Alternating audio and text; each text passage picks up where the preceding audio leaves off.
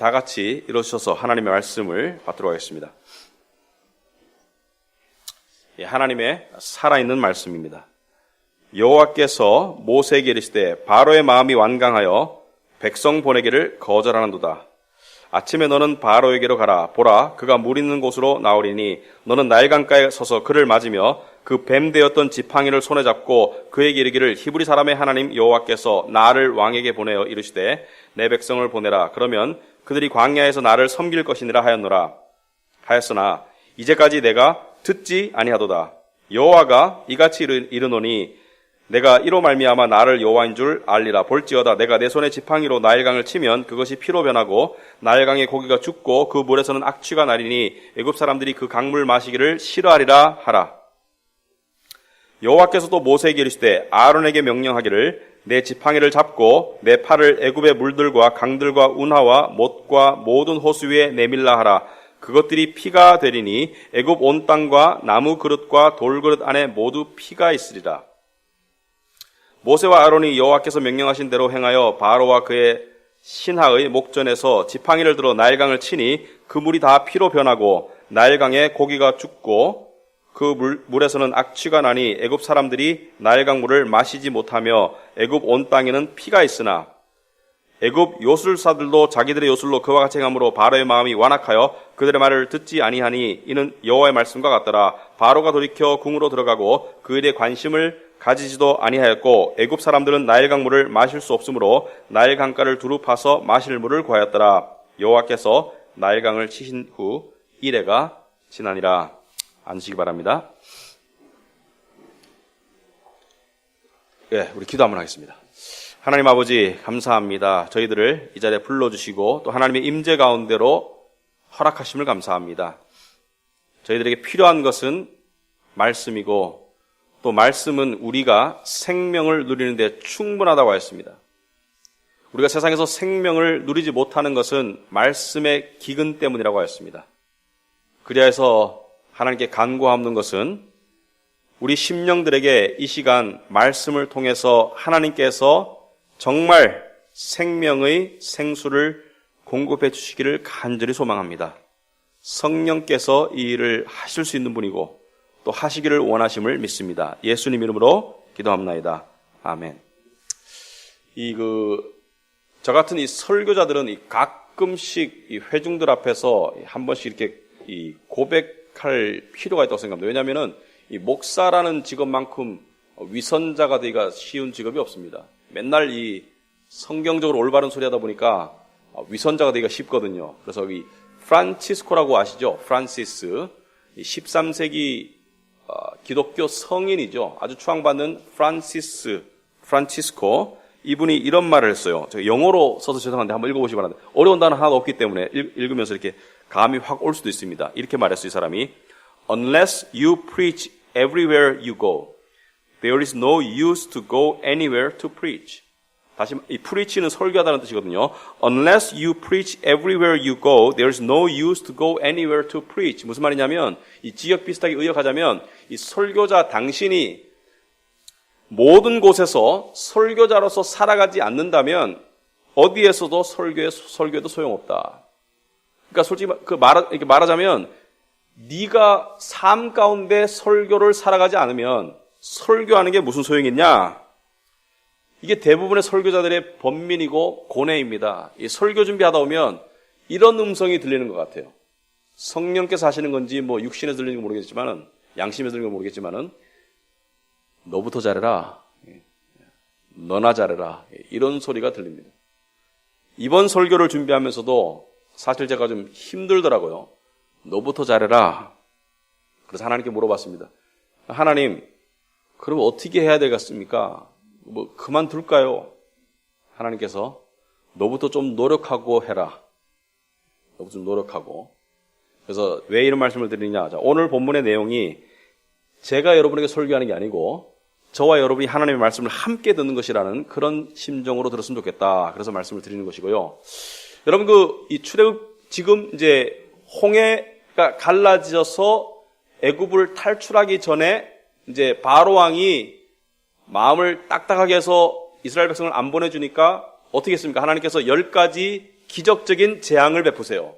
하나님께서 말씀하셨거든요. 그냥은 안 보내줄 것이다. 내가 기적으로 재앙을 베풀 것이다. 그 재앙의 첫 번째 재앙이 나일강이 피로 변하는 것이고요. 마지막 재앙은 장자의 죽음. 그러니까 각 애굽 사람 집에 모든 맏아들이 죽습니다. 여기 장남들 있겠죠. 그 당시에 태어났으면 죽었어요. 그죠? 맏아들이 죽었습니다. 대표로. 자, 그래서 10가지 재앙이 있었어요. 자, 근데 10가지 재앙 중에 첫 번째 재앙이 나일강이 피로 변한다. 자, 그런데 오늘 15절에 보니까 하나님께서 모세에게 말씀하시기를 아침에 너는 바로에게로 가라. 보라, 그가 물 있는 곳으로 나오리니 너는 나일강가에 서서 그를 맞으며 이렇게 말하고 있습니다. 그러니까 아침에 물가 나일강으로 가라. 그러면 바로가 물 있는 곳으로 나오리니 너는 나일강가에 서서 그를 맞아들여라. 그를 만나라. 이런 말이죠. 그러니까 이 바로 왕을 만나려면 아침에 나일강가를 가면 만날 수 있다. 이런 말입니다. 자, 바로가 매일 나일강을 갔을까? 아니면 이날만 갔을까? 왜 갔을까? 목욕하러 갔을까? 뭐 생각하러 갔을까? 산책하러 갔을까?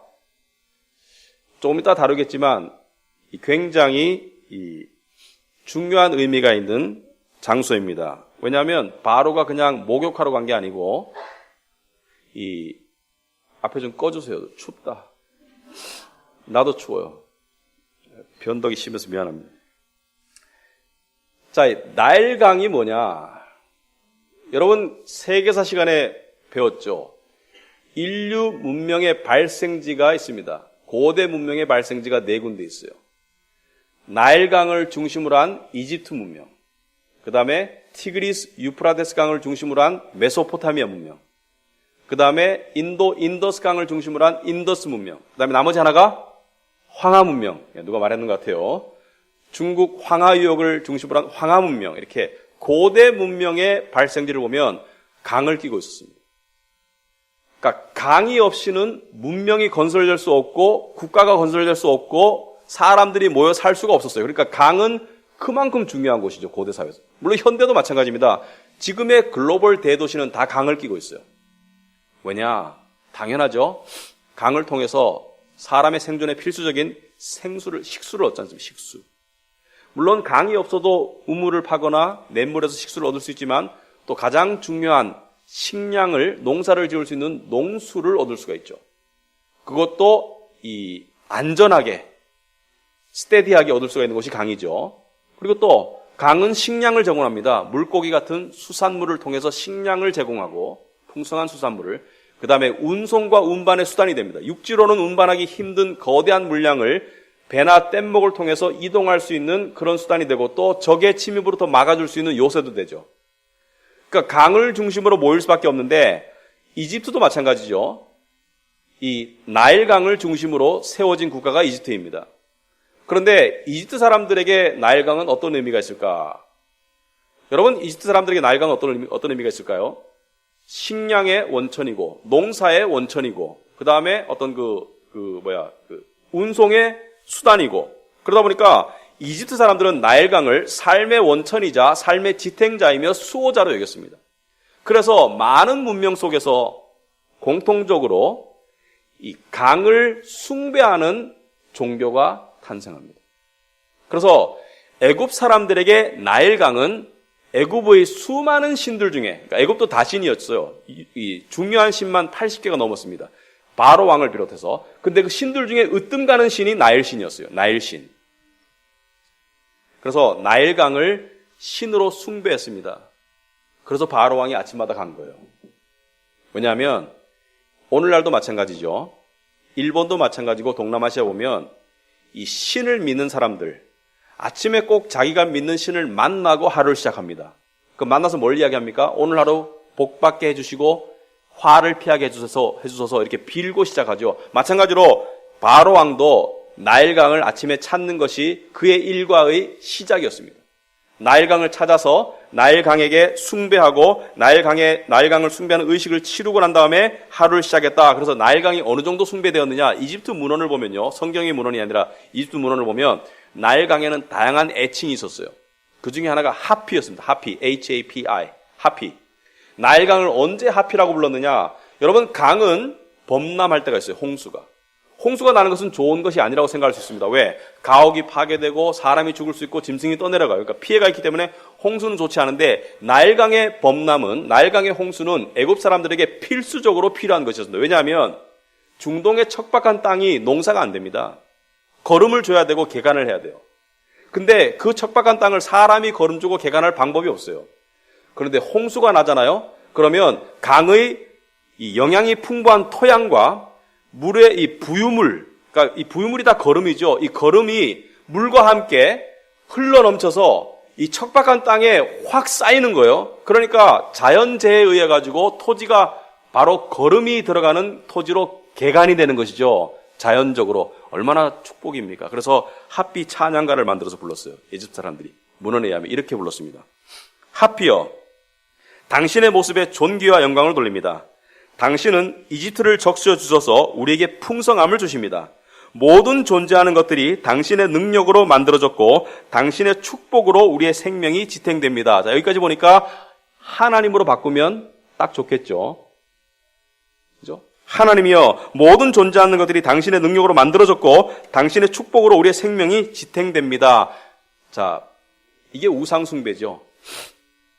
그러니까 이걸 아셔야 돼요. 사람은 숭배의 본능이 있어요. 제가 이따 설명하겠지만 요즘 현대인들은 난 없어 이렇게 말하는 사람이 있어요. 나는 무신론자야. 나는 숭배 본능이 없어. 천만에요. 그것이 신이 아닐 따름이지 숭배 본능을 가지고 있어요. 사람은.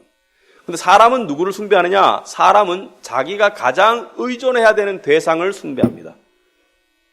그러니까 그 의존해야 되는 대상의 종교심과 숭배의 마음이 합쳐지면 그것이 신이 되는 거예요. 그래서 하나님께서 나일강을 왜 치셨습니까? 왜 치셨냐면 애굽을 향한 심판이기도 하지만 동시에 나일 신을 향한 심판입니다. 이 나일은 참 신이 아니다. 그래서 오늘 16절에 보면 뭐라고 되어 있습니까? 여호와가 이같이 이르노니 네가 바로왕 네가 이로 말미암아 내가 나일강을 치는 것으로 말미암아 나를 여호와인 줄 알 것이다. 내가 참시는 것을 알 것이다. 나일이 아니라 내가 참시는 것을 알 것이다. 이렇게 얘기하시는 거예요. 그래서 오늘 17절에 보니까 여호와께서 이같이 이르시되 네가 이로 말미암아 나를 여호와인 줄 알리라. 볼지어다 내가 내 손에 지팡이로 나일강을 치면 그것이 피로 변하고 나일강의 고기가 죽고 그 물에서 악취가 나리니 애굽 사람들이 그 강물을 마시기를 싫어하리라. 자, 평소에는 의존의 대상이고 생명의 지탱자이고 수호자이며 심지어 신으로 숭배받았던 나일강이 이제는 하나님의 심판과 저주를 받아서 백성들이 마실 수 없고 냄새가 나는 그러한 괴로움의 수단이, 괴로움의 통로가 되었습니다. 여러분, 나일강이 피로 변하면, 피로 변한다는 게 무슨 뜻인가? 뭐 강물에 어떤 그 흙탕물이 섞여서 핏물처럼 보이는 게 여러 가지 학설이 있지만 저는 그냥 문자 그대로 보면 된다고 생각합니다. 자, 그런데 피로 변했는데 일주일 동안 갔어요. 그동안 마실 물이 없어요. 농사를 지을 수가 없어요. 그러니까 모든 경제가 스톱되는 거예요. 농경사회에서 물이 없다 하면 끝이에요. 오늘날도 마찬가지지만 여러분, 기름이 없으면 차들이 다 멈추듯이 나일강에 피로 변하는 이 재앙은 하루아침에 애굽을 송두리째 혼돈 가운데 고통 가운데로 몰아넣기에 충분합니다. 그리고 이들은 그것만을 깨닫는 게 아니죠. 나일강이 신이기 때문에 스스로 자기를 지켰어야 되는데 모세가 내민 지팡이 하나에 강이 피는 무엇을 상징합니까? 죽어버렸어. 자신들의 신이 죽었어요. 애굽은 경악할 일입니다. 여호와가 누구길래 나일 신을 죽이는가? 나일강이 죽었어요. 자, 근데 여기서 우리가 생각해 봐야 되겠습니다. 하나님은 왜 애굽을 처벌하시는가? 애굽은 세상을 상징한다고 그랬어요. 왜 하나님은 애굽을 처벌하시고 이스라엘은 축복하시는가? 왜 그렇습니까? 이스라엘 사람들이 더 착해서, 더 도덕적이라서, 더 순진해서, 더 양심적이라서 성경 어디에도 그런 말이 없어요. 성경 어디에도 애굽 사람들에 비해서 이스라엘 사람들이 더 착하더라, 애굽 사람들에 비해서 이스라엘 사람들이 더 도덕적이더라 이런 말이 없습니다. 하나님이 이스라엘은 선택하시고 애굽은 심판하시는 유일한 이유는, 가장 근본되는 죄는 바로 숭배의 죄 때문입니다. 숭배. 애굽은 나일강을 숭배했어요. 하나님 아닌. 이스라엘은 여호와를 숭배하도록 만들어졌습니다. 그 차이 때문이에요. 그래서 세상 사람들은 죄에 대한 올바른 개념을 가질 수가 없습니다. 죄의 문제는 근본적으로 숭배의 문제입니다.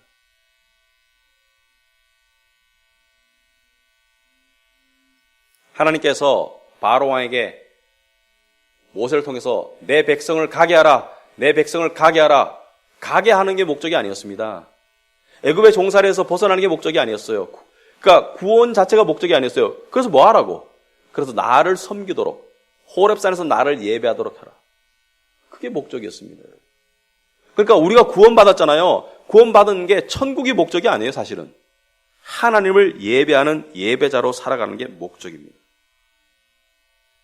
그런데 우리는 이 이야기를 통해서 무엇을 알 수 있나요? 사람들은 이 숭배의 본능을 가지고 하나님을 숭배하지 않고 하나님이 만든 것들을 숭배한다는 것을 알 수 있습니다. 나일강이 나쁜 것입니까? 나쁜 것이 아니죠.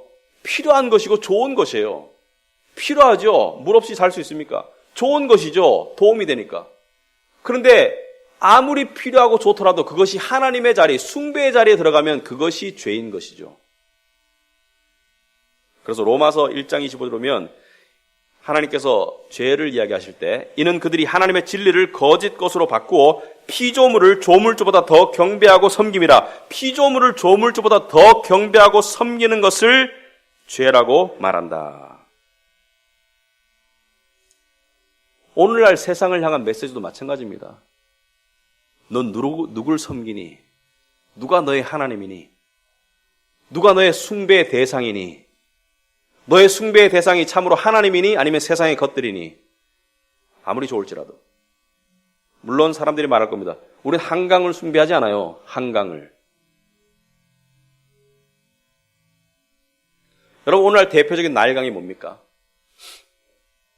오늘날 대표적인 나일강이 뭐예요? 사람들이 가장 많이 이야기하고 가장 많이 신경 쓰고 뉴스에 가장 많이 나오고 사람들이 가장 많이 지배당하고 사람들이 가장 많이 갈망하고 추구하는 게 뭡니까?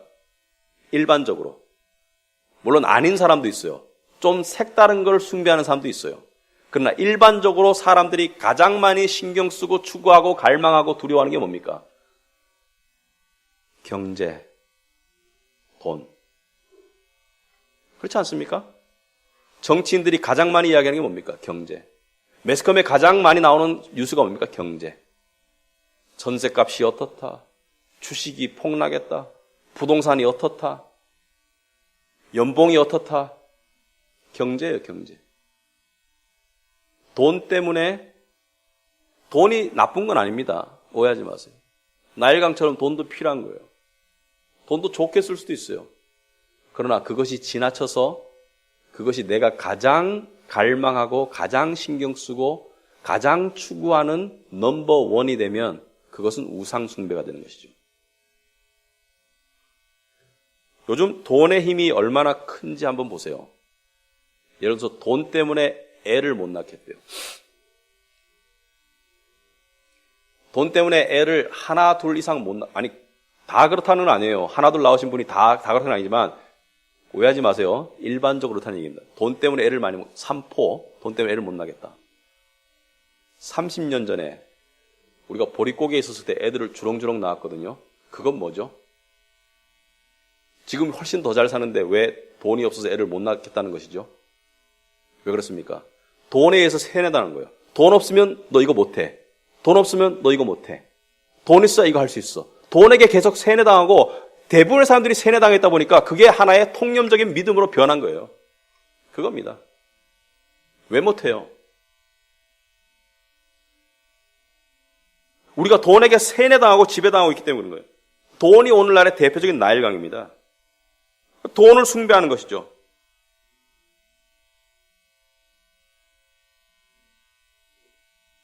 그래서 사람들은 돈을 좋아하기도 하지만 돈을 두려워해요.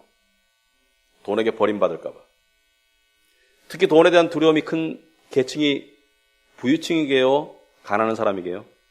부유층. 왜냐하면 맛을 이미 많이 봤기 때문에. 가장 괴로운 사람은 부유층에서 가난한 사람으로 하락한 사람이 가장 괴로워요. 왜? 이미 돈의 맛에 길들여져 있기 때문에.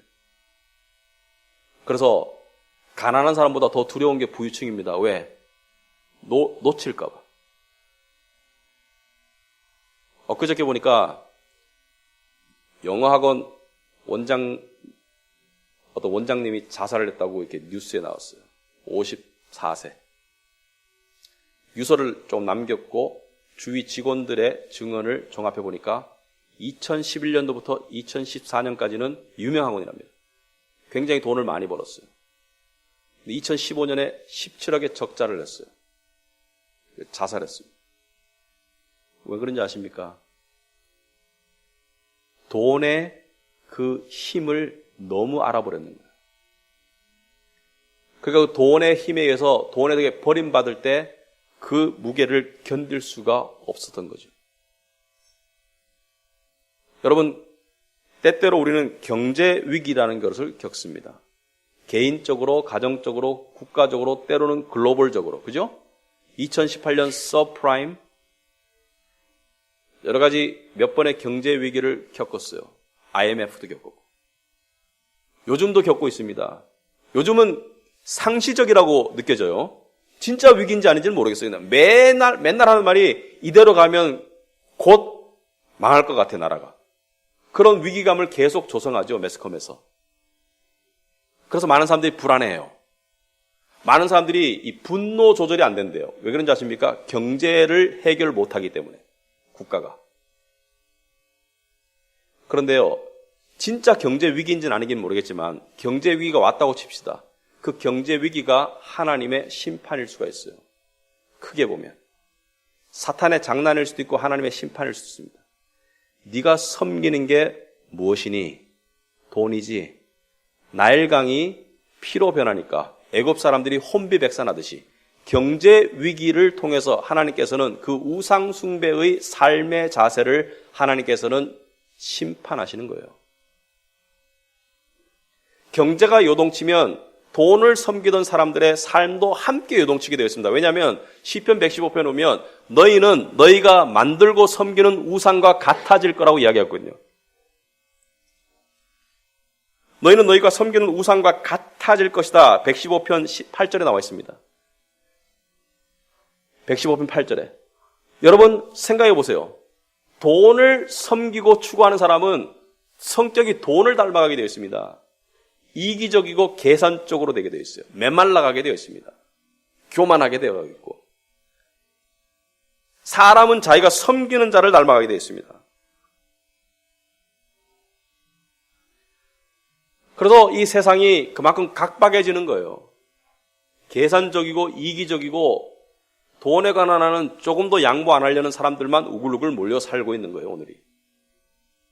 그래서 하나님은 경제 위기를 통해서 그 사람들을 심판하세요. 조금씩. 그런데요, 문제는 우리 믿는 사람입니다. 하나님은 믿는 사람을 징계하십니다. 징계는 심판과 좀 틀려요. 징계는 이겁니다. 정신 차려라. 이 징계예요. 여러분, 하나님의 이런 음성이 들리지 않습니까? 너는 믿는 자라면서 왜 세상 사람들과 똑같이 돈에게 지배당하며 돈을 숭배하며 살아가니? 난 아닌데요. 아니, 네가 그만큼 경제 상황에 의해 가지고 그만큼 네 마음 상태가 그렇게 왔다 갔다 할 수 있는 것은 네가 돈을 실제적으로는 돈이 네가 숭배하는 신이기 때문에 그런 것이다. 실제적으로는. 돈을 지나치게 좋아하다 보니까, 돈을 지나치게 의존하다 보니까, 돈을 지나치게 자랑하다 보니까 돈을 지나치게 두려워하는 두려움이 커졌는 거지. 그래서 하나님께서는 돈과 재물을 향한 우리의 우상 숭배적인 마음을 성령의 인도로 지지실 때가 있습니다. 그게 직장의 위기로 올 수도 있고, 돈 때문에 짜증나서 그럴 수도 있고, 하여튼 그런 게 와요. 물론 돈만이 우상의 다는 아닙니다. 여기에 돈 말고 다른 우상을 가지고 있는 분들도 참 많아요. 또 우상 숭배의 문제는 어른들만의 문제가 아닙니다. 애들도 똑같아요. 여러분, 애들 귀엽죠? 근데 애들 키워보니까 애들이 죄인입니까? 천사입니까?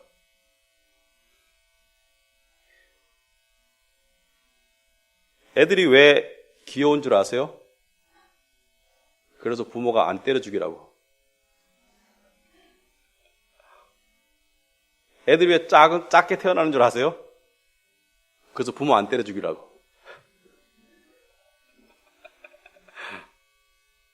죄인이 죄인을 낳지 뭐. 이 우상 숭배 본능은 애들도 마찬가지예요. 여러분과 제가 세대 차이가 나시는 분들이 있어서 이게 공감이 될지 모르겠는데, 제가 어렸을 때는 구슬과 딱지가 우상이었습니다. 그거 모으면요, 천하가 내 것 같아. 근데요, 저는 실제적인 우상이 있었습니다. 초등학교 때. 기억하시는가 모르겠지만 우표 수집 열풍이 우리나라를 본 적이 있어요. 새벽 4시에 일어나서 우체국 달려가는 거예요. 기념 우표가 발행되는 날. 어디 외국 대통령이 방한했다든지, 대통령 몇 대 대통령 취임 우표라든지, 그 우표 보면 24장이 딱 들어가 전지가 있습니다. 명함판이 있고 그런 용어들이 있어요. 근데 그때 20원에 사면 가게에서 200원에 팔려고 그랬거든요.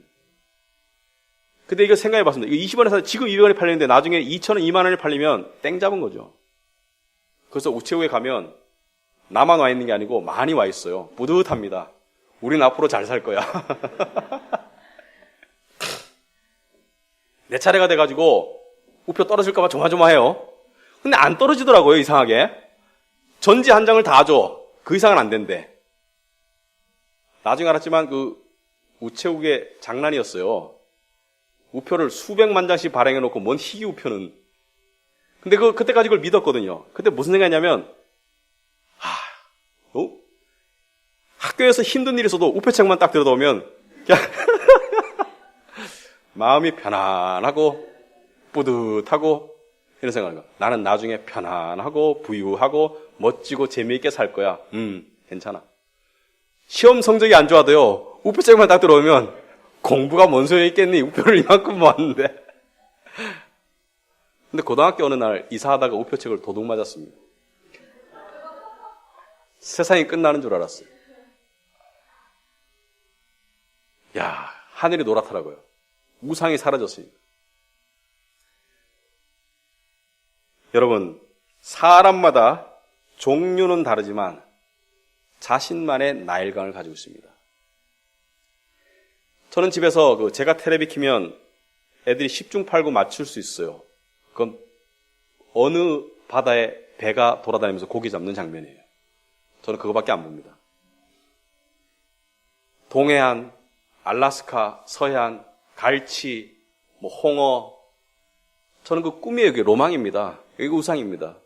제가 목회를 그만두면 집사람이 공언하기를 6개월 이상은 나를 보지 말아라. 좋대요. 기쁠 거래요.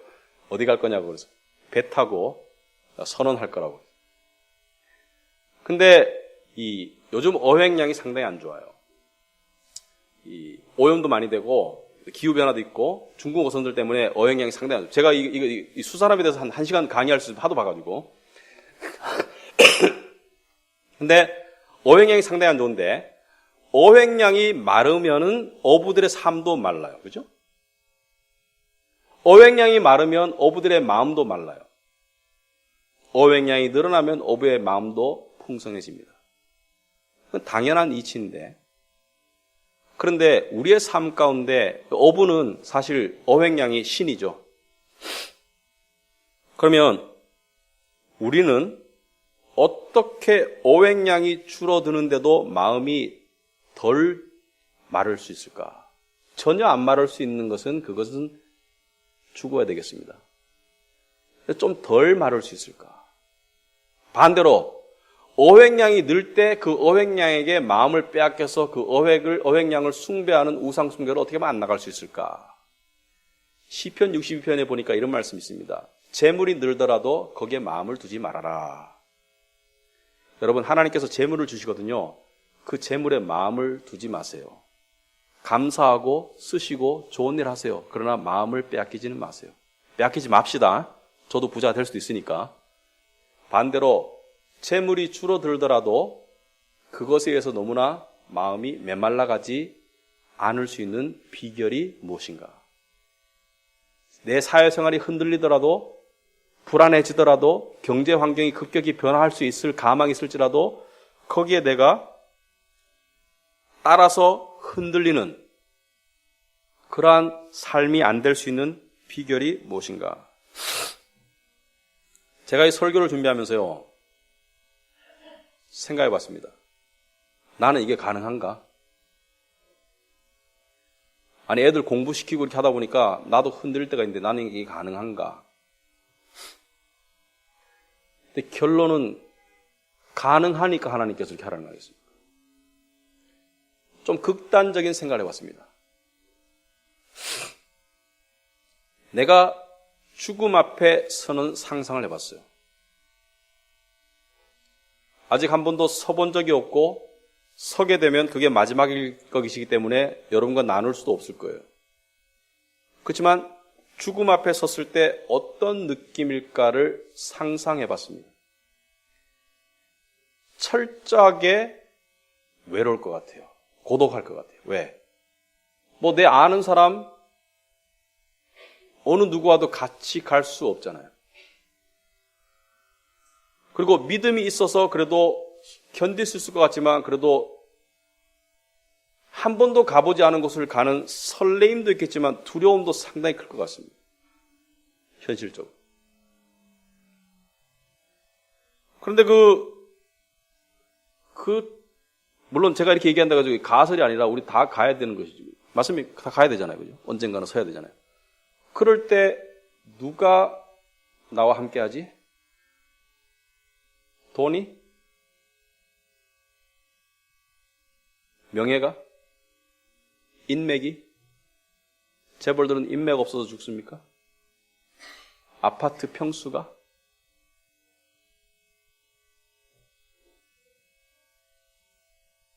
연인이? 오직 예수 그리스도밖에 없습니다. 오직 예수님만이 우리와 이 세상과 다음 세상을 연결하는 죽음의 통로에 우리와 함께 하실 분입니다. 그렇다면 그분이 나의 진정한 구원자이시고 나의 진정한 동반자이시고 죄송합니다. 나의 진정한 참신이라면 지금도 그래야겠죠. 지금도. 돈이 아니라 지금도 그분이 나의 참신이 돼야 돼요.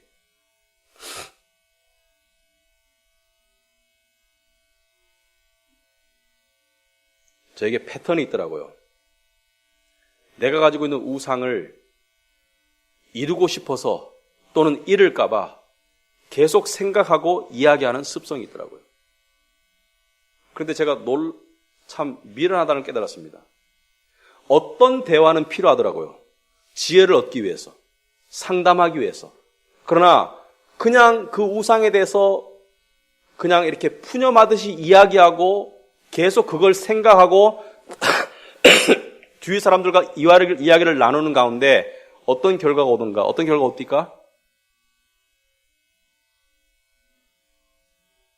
비참해지더라고요. 나를 학대하더라고요. 이 등신아.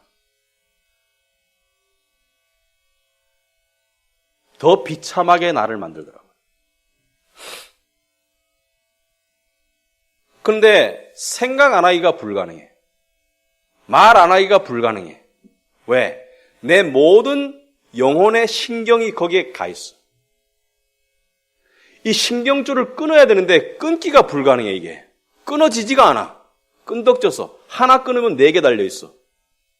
하나 더 끊으면 3개가 5개 만들어. 그래도 끊어야 합니다. 근데 왜 못 끊느냐? 끊으면 죽을 것 같아. 근데요, 어느 날 저녁에 하나님 앞에서 정말 마음 깊이 회개가 되면서 하나님께서 끊어주시더라고요. 그리고 난 다음에 말씀이 흡입되는 거예요. 그러면서요, 내가 너의 생명이다. 이 깨달아졌습니다. 다시 한번. 네가 그토록 원하는 진정한 삶, 진정한 평안, 그 내가 줄 수 있는데 왜 나한테 안 오고 왜 자꾸 세상의 우상을 쫓고 있는? 입으로는 하나님 믿는다고 하면서, 겉으로는 크리스찬이라고 하면서, 목사이면서, 너 왜 나한테 안 오고 나한테 오는 척만 하고 있니? 여러분, 말씀 하나를 보겠습니다. 이사야서 26장.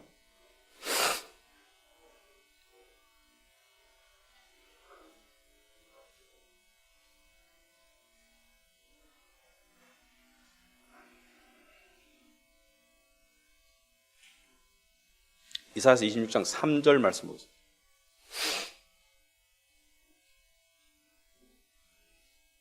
다 같이 한번 읽어보겠습니다. 이사야서 26장 3절 시작. 주께서 심지가 견고한 자를 평강하고 평강하도록 지키시리니 이는 그가 주를 신뢰함이니이다. 여러분, 세상 살 때요, 세상에 나일강이 메마르고 나일강이 잘못되어서 나에게 두려움이나 어떤 불안이 엄습해 올 때 내 안에 무엇이 필요합니까? 그것보다 더 강한 평강이 필요한 거예요. 근데 여기 보면 평강하고 평강하도록 이렇게 왜 두 번 말했냐면요, 원어상 완전한 평강을 주시겠다는 그 말씀이에요. 진정하고 완전한 평강을 주시겠다. 누구에게? 심지가 견고한 자에게. 심지가 견고한 자가 무슨 뜻이냐 말이죠. 그의 마음이 온전히 주께 향한 자에게. 그럼 왜 우리에게 평강이 없습니까? 우상에게 향하고 있기 때문에. 악순환인 거예요. 마음이 우상에게 향하기 때문에 우상에게 시달림을 당합니다. 우상에게 시달리다 보니까 우상을 더 찾아. 여러분, 결단하시기 바랍니다. 이 세상에서 진정한 평강의 소스는 없어요. 돈, 일시적으로 그럴 것 같아요. 그러나 그것을 더 의지하는 마음이 더 길러지고 의존하는 마음이 더 길러질수록 여러분은 돈에게 길들여집니다. 그러다가 어느 날 돈이 배신하잖아요. 여러분의 욕심이 더 늘어나든지 돈이 줄어든지 돈이 배신하면 여러분은 불안해질 수밖에 없습니다. 사람은 사랑의 대상이지 사람은 숭배의 대상이 아닙니다. 오직 예수 그리스도밖에 없습니다, 여러분. 오직 예수 그리스도가 여러분의 영혼이 정말로 원하는, 정말로 필요한 그 무언가를 주실 수 있는 유일한 분입니다. 오늘 저녁에 집에 가시거든 곰곰이 생각해 보세요. 내가 추구하는 우상은 무엇인가? 그걸 발견하는 법은 간단합니다. 뭐가 나를 가장 불안하게 하고 좌절되게 하고 화나게 하고, 그리고 하나님 앞에 그것을 내려놓을 수 있도록 은혜를 구하시기 바랍니다. 내려놓는다는 것은요, 그것을 그냥 등한시하고 그냥 무시하라는 게 아니에요. 열심히 살아가되 그것의 마음을 빼앗기지 않는 그 경지를 말하는 거예요. 그렇게 가면 주의 평강이 여호와의 선하심을 맛보할지어다. 이게 언어가 아니고요, 이게 실제라는 것을 알게 돼요. 그래야 신앙생활 할 수 있는 거예요. 주의 평강은 관념이 아닙니다. 실제입니다. 그것을 조금이라도 맛보잖아요. 그러면 하나님을 예배하고 싶어져요. 저와 여러분이 그런 믿음의 자리로 나아갈 수 있기를 축원합니다. 네, 기도하겠습니다.